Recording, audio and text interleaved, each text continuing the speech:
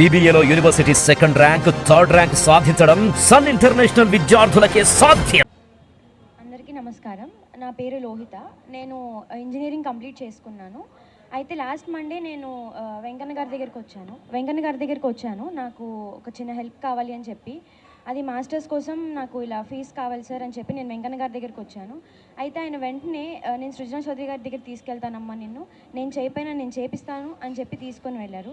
ఆయన లేకపోతే ఆ రోజు ఆ హెల్ప్ నాకు అయ్యేదే కాదు.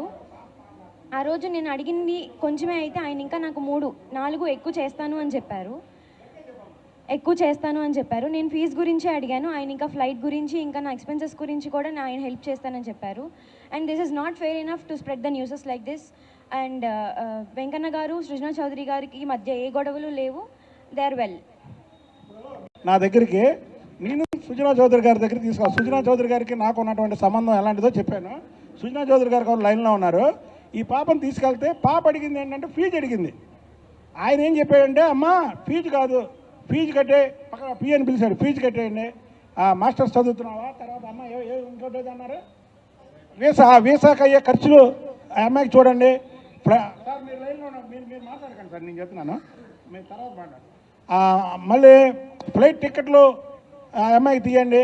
అమ్మ నీకు అక్కడ 3 నెలలు ఉద్యోగం రాదు, ఆ ఉద్యోగం వచ్చే వరకు కూడా నీకు నేను అన్నీ చేసి పెడతాను.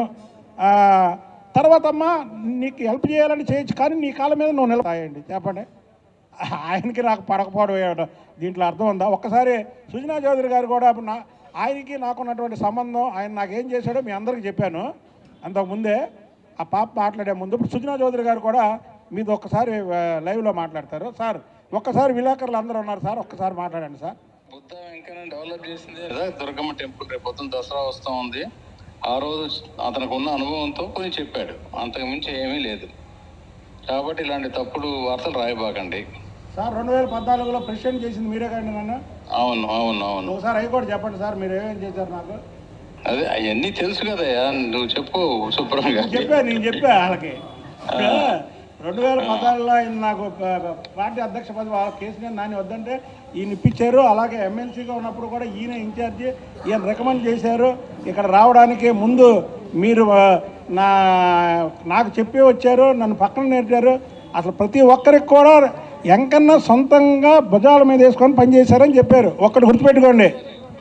బాబు గారు కూడా చెప్పాను నేను, వాళ్ళే ఎమ్మెల్యే ఎలా చేశారు మేరా గారు వెంకన్న అని, చాలా క్రిస్టల్ క్లియర్. ఇప్పుడు మీకు విలేకరులకు ఒకటే చెప్తున్నాండి, సృజనా చౌదరి గారు అనే వ్యక్తి చాలా ఈ నియోజకవర్గానికి రావడం మనందరూ అదృష్టం.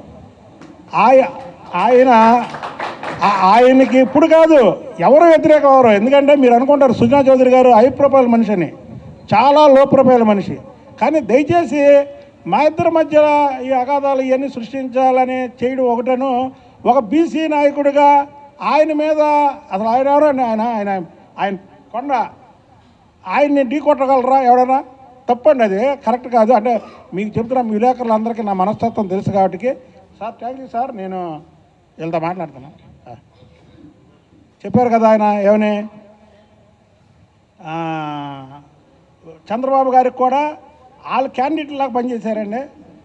అలాగా తప్పుడుగా అంటే ఏంటంటే మీకు కూడా ఒకసారి రాము అడిగింది మంచి ప్రశ్న, ఎందుకంటే అడిగాడు కాబట్టి క్లియర్ అయిపోయింది. ఇవన్నీ తప్పు. ఒక సమాజంలో అందరం కలిసి, నేను ఒకటే గుర్తుపెట్టుకోండి విలేకరులకు, తమ్ముడు ఇది మాత్రం ఒకటి ఇవ్వండి, చంద్రబాబు నాయుడు గారికి ఎవరు వ్యతిరేకం అయితే వాళ్ళకి వ్యతిరేకం నేను, చంద్రబాబు నాయుడు గారికి ఎవరు సపోర్ట్ అయితే వాళ్ళకి సపోర్ట్. నాకు రెండో ఏజెండా ఉండదు, రెండో ఏజెండా ఎప్పుడూ ఉండదు మీకు. వాళ్ళు కేసీఆర్ నాని మీద సరే చంద్రబాబు గారికి వ్యతిరేకంగా ఉన్నారని వ్యతిరేకంగా ఉన్నా, నా ఏజెండా ఒకటే, చంద్రబాబు నాయుడు గారికి ఫేవర్గా ఉన్న వాళ్ళకి నేను ఫేవరు, చంద్రబాబు గారికి వ్యతిరేకం ఎవరు? జగన్మోహన్ రెడ్డి అంటే బ్యాచ్, వాళ్ళకి నేను వ్యతిరేకం అని ఎవరికి వ్యతిరేకం కాదు. నేను అందరిని ప్రేమించే మనిషిని, ఒక బీసీని, విజయవాడ నగరంలో ఒక బీసీని ఇంత పైకి తీసుకొచ్చిన వ్యక్తి ఎవరయ్యా అంటే చంద్రబాబు నాయుడు గారే. అంతకుముందు బీసీ నాయకత్వం లేదు విజయవాడ సిటీకి. బీసీ, ఎస్సీ, ఎస్టీ, మైనారిటీ, ఇక్కడ చూడండి, అందరూ అన్ని కులాలు ఉన్నాయి ఇక్కడ. కాబట్టి మా మీద ఏర్స్తో కొంతమంది అలాంటి రాసినా సరే, దయచేసి నాకైతే ఎవరితో గొడవలు ఉండవు. సృజనా చౌదరి గారు కూడా చాలా ఇబ్బంది.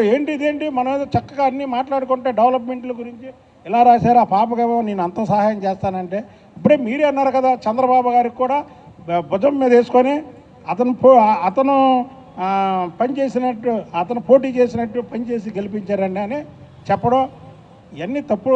కాబట్టికే మీరు దయచేసి ఇలాంటి వార్తలు రాకండి. ఇంకోటి ఏంటంటే